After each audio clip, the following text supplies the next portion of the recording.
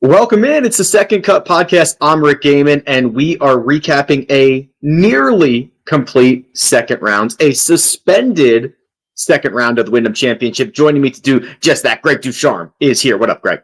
Rick, what's going on? Early start for us today. There was a chance that this was going to happen. There was a chance around 2:00, chance around 4, and throughout the rest of the evening, the weather was looking worse and worse. So I think the guys that are playing in the afternoon got more in than they could have, but probably less than I expected. I kind of had a feeling most of them would get done tonight.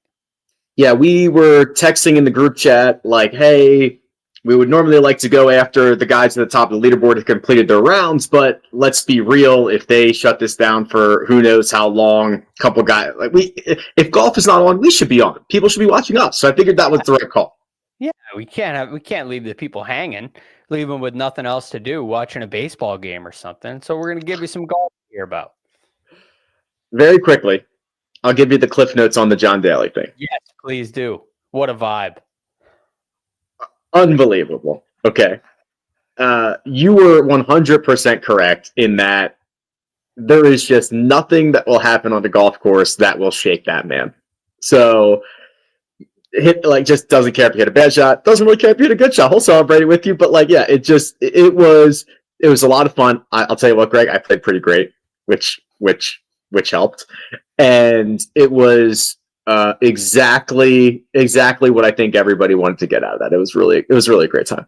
That's awesome. So you were emotionally, you were all right? Were you a little nervous? I wasn't. You saying there's nothing I could do on a golf course, like that helped a lot, because I thought about that throughout the day, and I was like, that is absolutely true.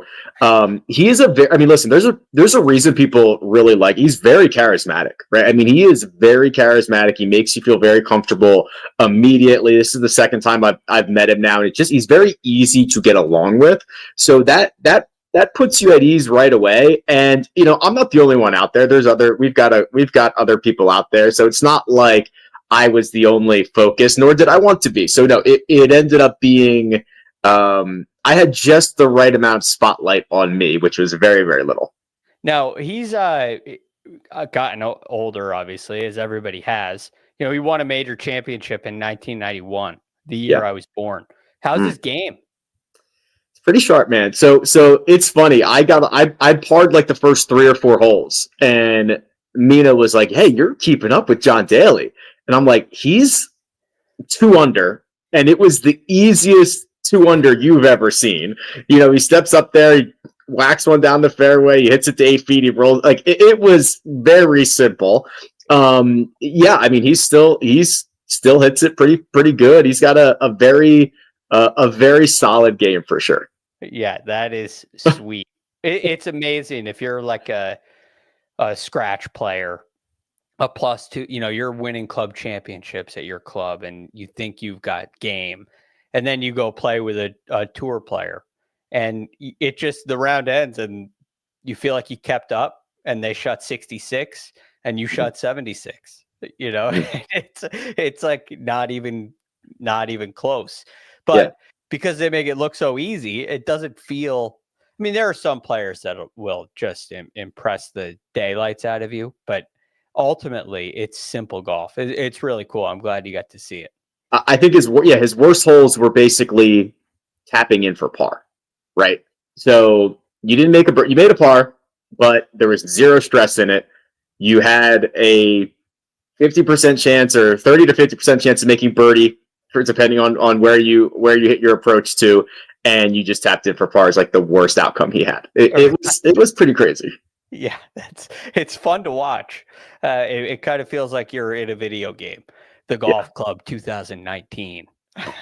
The best game ever created. I'm putting together a little just like highlight reel of it that I'll post. Although I mean, I feel like I'm gonna have to put music over the whole thing, because it is either music playing that will get me a strike on YouTube, or it's probably private conversation that does not need to get out. So like I might need to play music over the entire thing. Yeah, mute the audio, show the visuals. Maybe you could mute the audio and narrate the whole thing. Yeah, that would honestly probably be better as well. That's a good idea. We'll figure that out. Let's figure out what's going on with the Wyndham. So we're nearly 2 rounds in. As you mentioned, we knew this was in the forecast. This Friday afternoon thunderstorms. They just blew the horn, getting these guys off the golf course, calling it a dangerous situation. And there are the 2 guys at the top of the leaderboard are still out on the golf course. We'll talk about them. Do you think they're going to get back out there tonight? I have not seen like the full on forecast. It's nearly 5 o'clock there, 4:45 for them right now. Do you think they get back out there today? Yeah, there's a chance, but if they do, it doesn't seem like it's going to be very long. It looked like the weather was the highest chances of rain were around 7 o'clock at night. So if this takes an hour, could you get an hour in? Possibly, but an inch of they're expecting an inch of rain, and this is one of the golf courses. I was looking at the GSCAA fact sheet, and normally the drainage says something very positive, very glow. Almost every golf course it says good, excellent, ideal. Yeah, I've seen all kinds of things like that. This one said average. So I don't think that's a good thing. And I will tell you what, last year, and I don't remember how much rain they got in, but like, it's just always wet underfoot. It's just always wet underfoot. So average is not great for a golf course in terms of drainage. No, not PGA by PGA Tour standards. Average it's not average on the PGA Tour, right? It's very much below average. But I will say the fairways were firm. I mean, that ball was bounding around there today, which is cool to watch. This golf course, Rick, it is. I know the scoring's very low right now, and you got the lead at 14 under with golf to play through 2 rounds, and that looks very, it looks like it's easy. But if you're out of position, it can eat your lunch. So it's a fun golf course to watch. You get rewarded when you hit good shots, but you can get penalized when you get out of position. Yeah, and there are just a couple of holes where out of position is a huge penalty. It's just like you must be in the fairway here, or you are giving it up to the field. The field is playing this golf course as of right now on Friday about a stroke under par. We've got, let's start with the 2 guys in at 12 under par here. I don't have Mina, so let me make sure I get this right. There we go. There is Sunjae Im, who has had a incredibly quiet 2025 because of volume. He has gotten himself, he started the week 30th in the FedEx Cup standings.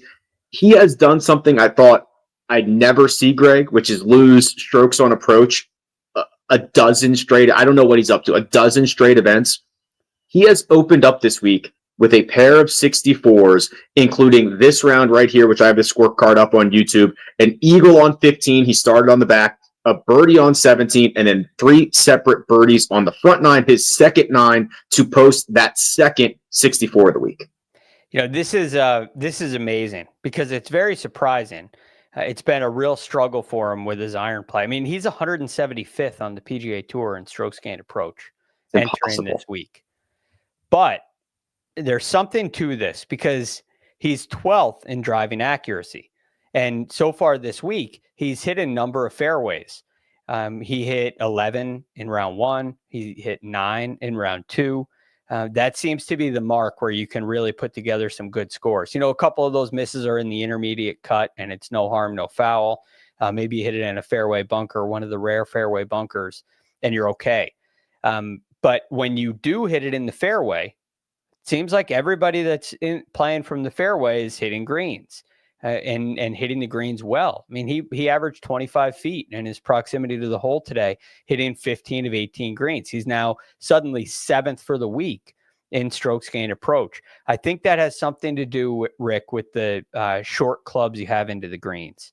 There's a big advantage for putting the ball in the fairway because you give yourself, it's over 60% of your approach shots on this golf course are inside 175.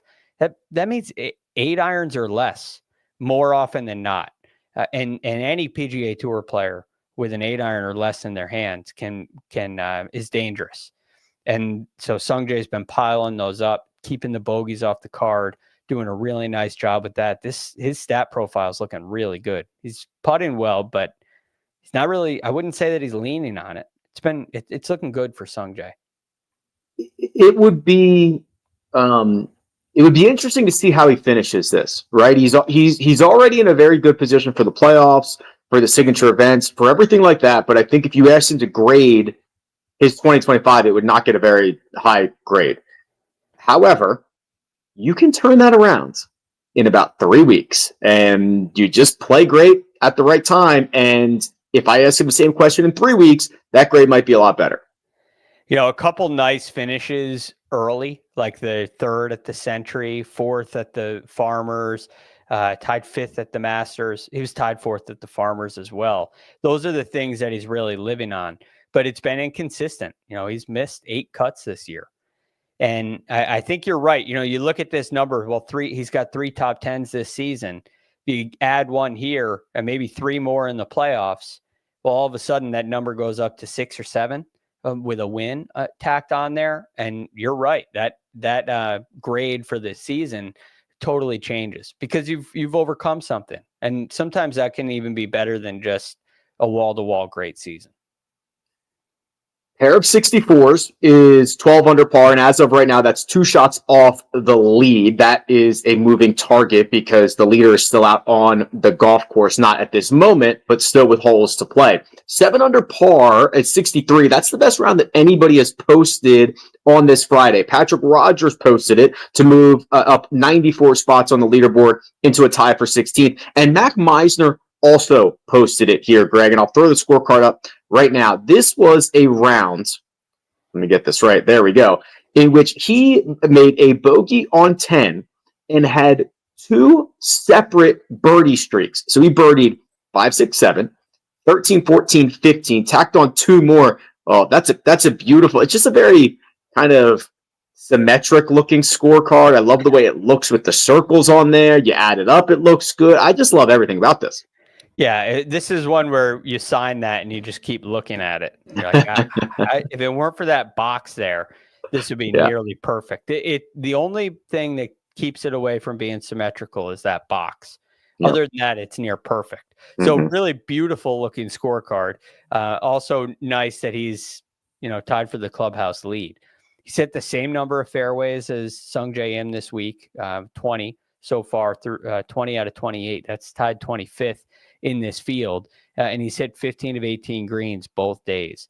Now, Mac Meissner tends to succeed with his irons. I would say that or his short game are the strongest areas of his game, and it's nice to see him getting off the tee really well. He's outside the top 100 on tour in strokes gained off the tee, but he was second today.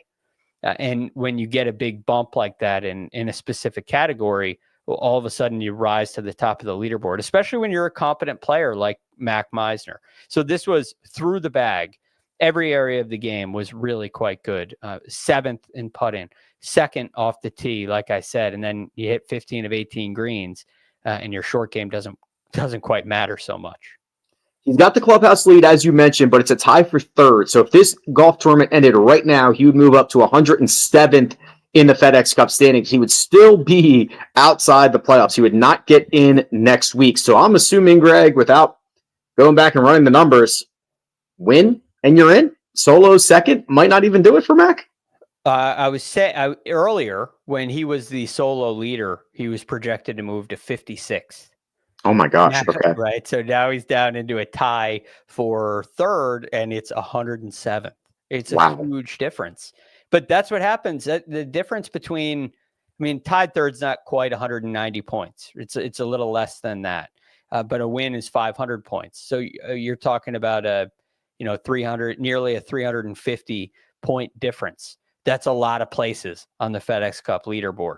So yeah, you have to keep your foot on the pedal. You got to go shoot 7 under again tomorrow, and just hope you can hang in there, because this is, probably a pretty nice place to play from if you're Mac Meissner. You're kind of going for broke if you want, but at the same time, since a win is so unlikely, you got to monitor that top 100 number. and positioning yourself, getting as close as you can to that heading into the fall would be a really good thing for him. Mac Meissner, 12 under. Sunjae Im, 12 under. How about the two guys who are still out on the golf course? Aaron Rai, 13 under. Cam Young, 14 under. Greg, if I showed you this leaderboard, you might have said, what year is it? Is this 2022? Because I don't know if I know for a fact Cam Young, Aaron Rai, and Sunjae Im have not had great years, yet here they are trying to make right in the last event of the regular season. Cam Young is the guy that really stands out to me because he's not a very accurate driver of the golf ball. Yet this week, all of a sudden, he's leading the field in fairways hit. He's hit 22, 10 of 12 so far today, hit 12 of 14 in round one. Cam Young's very long off the tee, so he tends to beat the field with length, but he is not very accurate. He's hitting less than 60% of his fairways for the year. And to have this kind of uptick is incredible. It makes me wonder if it's sustainable. But boy, is it fun to watch when he's driving the golf ball this way. The one word that I always think of about with Cam Young is firepower. And he is showing that this week. Thursday 63, in which he ended his round 4-3-2-3-3. That is 5 consecutive birdies, 30 on the front side of the golf course, 1 through 9. And then if you look at his round today, Greg, he is bogey free through 15 holes. He's 7 under. We know that 7 under is the best round that's been posted by anybody today. He is currently on the green on 16, which is a par 3 with a 6-foot birdie putt. So I'm looking at this and saying, my goodness, the only thing that could keep Cam Young from making a birdie right now, or a couple of them, is a rain delay, because he is just absolutely scorching hot. He's scorching hot. I mean, he's doing this while, not necessarily, he's hitting greens, but he's not necessarily hitting it close.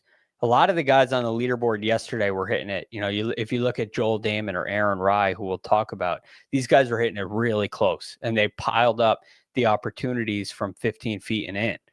But you look at what Cam Young has done. He's made 106 feet of putts. He's had just 22 putts so far today, gaining 4.3 strokes to the field on the greens. Cam has been putting very well this season. I believe 10th on the PGA Tour in strokes gained putting. So this is a very hot putting day, but he has been putting well this year. But the thing that really stands out to me is just the ability to find the fairways, because now it's hunting season. You hit it on the green, just keep giving yourself looks, and there's no pressure. You're driving it well and putting it well on a short golf course like this. You don't have to be sharp with your irons to hit greens. Now, if you're not going to hole a whole lot of putts, you better hit it close. That can add a little pressure. But for Cam Young right now, that hole looks like a bucket. And with the clubs he's approaching the greens with, he's not going to make many mistakes. I will once again remind everyone, and if you're watching this show, I'm sure you're aware, Cameron Young still looking for that first PGA Tour victory. Plenty of runner-up finishes, no trophies on the mantle. Aaron Rai has a trophy on the mantle, and it came at this event last year. He is trying to defend his title, and he's putting up a valiant effort. Cam Young, 14 under. Aaron Rai, 13 under. But Aaron Rai's got more holes to play. A 63 yesterday, and he's currently 6 under through 13. Greg, this is a golf course that even without the history here, you would probably look at it and say, yeah, this is a good spot for Aaron Rai based on his skill set, his strengths, and his weaknesses. Yes, without question. And this is very similar to what we talked about with Sunjae Im, right? His iron play and his precision with irons has been down a little bit this year compared to the way he entered last year. But putting the ball in the fairway so often, giving yourself so many opportunities with short clubs in, you could just pile it up. He's only missed 2 greens all week. And he's second in the field today and for the whole week in proximity to the hole. So Aaron Rai, who can, maybe that putter can get cold from time to time. He's just given himself a number of looks, and a lot of them are going to go in as a result because he's so close to the hole and the greens are perfect. So a lot of good things going on for Aaron Rai. It was no surprise to me that he was the favorite on the betting board last night, because the golf course fits him so well, and he was doing the things that he does anyway. A very precise player. It's kind of jarring to me looking at the numbers. You look at the past winners here, and they're very accurate. That's a rare thing where it's everybody. All of the last 5 winners were top 20 on the PGA Tour in driving accuracy entering the week. I don't think I've ever seen that at another golf course. I mean, it doesn't happen at Harbor Town. It doesn't happen really anywhere else. So it's a very important thing, and you can gain a lot on the field by putting the ball in the short grass, because then, like, you got slopey greens here. And just like at Augusta National, the key to handling slopey greens is iron play, because you can get it in the right quadrant. You can keep it under the hole. You can give yourself easy putts. But when you have this Bermuda rough here, when you hit it into that Bermuda rough, it's really hard to control your ball. And now you can't get it in the right quadrant. So I that's my theory on why accuracy is so important here, and why someone like Aaron Rai always plays so well. The win last year has sparked a run. So now basically 365 days where he only has 2 other top 10 finishes. He had a T4 at the BMW PGA Championship. That was a DP World Tour event in September of last year. And his most recent top 10 was in Mexico this year, which was back in February. If you're just tuning in, the play has been suspended. There is a storm in Greensboro. We are waiting to see if they get back out on the golf course, but we've got most of the second round complete. Let me take a look at Joel Dahmen here for a second, Greg, because he shot an opening round 61, and he needs every single bit of it. Started the week at 101st in the FedEx Cup standings. Unfortunately, it has been stuck in neutral right now, and he played his front 9 in 35, and he parred 10. So he's even through 10 on a day where the scoring average is 1 under. A T8 is not going to get Joel Dahmen into the playoffs. He needs more than that. Maybe the break is good for Joel Dahmen. Maybe he gets an opportunity to reset a little bit. Yes, because this was going the wrong way. Couple birdies, couple bogeys so far today. Both the bogey. Well, he made a bogey on a par 3, missed a fairway leading to a bogey at number 4. And he made another bogey at the other par 3, 7th, which is a long one. But he didn't miss the green by much. He's still giving himself some looks. He just has not converted. He's missed some shorties, missed some good birdie opportunities, missed some makeable par putts as well. That's been ultimately the big difference. He's still putting the ball in the fairway today the way he needs to, like he did yesterday. He's been fairly precise with his iron play as well. It's just a matter of getting a couple of these putts to fall. Perhaps a rain delay will help him with that. The cut line is still up in the air, most likely to be 4 under. There's a chance it's 3 under, and we see sometimes after a restart, conditions could change, and it could, you're not on the same pace as you were prior with the cut line. But just looking at the 3 unders and the 4 unders, Greg, if it does go to 4, if it is 4 under, that would knock out both Højgaard brothers. That would send Ricky Fowler and Matt Kuchar packing. If it is 4 under, right now, Jordan Spieth and Adam Scott are both 4 under on the golf course right now. So they will know that, and they will be a part of that cut line. But there are some bigger names that are certainly not guaranteed to be around this weekend. Yeah, Max Grazerman I'd add in there, who was looking really good. Jake Knapp played really well today, shot 5 under, didn't get in. Lucas Glover, who I love this week, only able to get in at 1 under par. Max Homa 3 over par today as well. It's a tricky golf course, and like I said, you start getting on the wrong side, and the holes just start disappearing. And scrambling for par is not fun. It's not an easy golf course putting from short range. It's not an easy golf course when you're scrambling from the rough. But a lot of the leaders are hitting fairways and greens, and then it becomes very scoreable. So again, you see a really wide scoring discrepancy. it's not surprising to me that some big names are faltering, because I just think this course is so different than many on the PGA Tour. What is required here is so different, and it kind of takes away some of the advantage of the better players. I'm not going to ask you how far back is too far back tonight, because we don't even know what back is. We don't know what it is. But I will tell you that the two guys who are still out on the golf course, who are at the top of the leaderboard, are the Vegas favorites.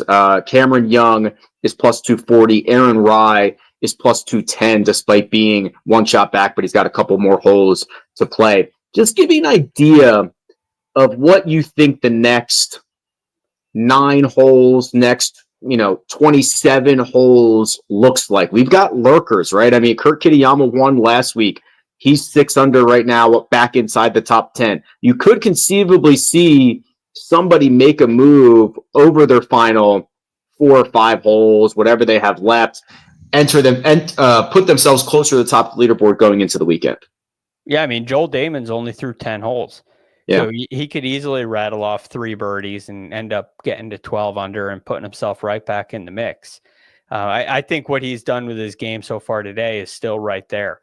You got someone like Chris Kirk, who's at 4 under, had a horrible putting day yesterday, but led the field in round 1 strokes gain approach. And guess what he's doing today? Well, he's second in the field for the week, and he's got some putts to fall. So I think the worst of his putting is behind him. I think he's very much in the mix. A lot of these guys who are still playing will be, watching. I'll say it differently. This depends on if they come back today or tomorrow. If they come back today, there will be an opportunity to pile up a couple birdies before you get in, because the winds are not expected to be very high. The golf course will be very soft. If they have to come back tomorrow, if they're done playing for today, you got the highest forecasted wind gusts of the week in the morning tomorrow. They could be up to 20 miles an hour or so. Hopefully that dries out the golf course a little bit, but it will be a little more challenging. And I don't think it's so bad, because the sustained winds are still less than 10 miles an hour, but it's just gusty. So some guys can handle that. It will penalize some other players. I think you'll see the most movement if they do come back today. I agree with that. And I think that if they do come back today, the 3 unders better be praying to the golf gods, because they might not be around for the week. Done. Yeah, they're cooked if they come back out tonight. All right. Well, this was fun. Greg, thank you for being flexible. Thank you all the viewers and listeners for being flexible. I thought this was just the best time to go about doing it, but we're going to have a great weekend. We'll be back on Sunday, Greg, and we'll know the 70 that are going to get in, unless Matt Kuchar pulls some of his BS again, but I don't think he's close enough to the top of the leaderboard to impact us this time. Yeah, Monday morning latest, we'll know. But I think we're pretty good this week for Sunday. The rest of the week looks dry, so even if they don't get back out on the golf course today, they'll have plenty of time to finish. Amazing. Greg DuCharme, you can find him at The Real GFD. You can find me at Rick Run Good. This has been The Second Cut. We'll catch you next time.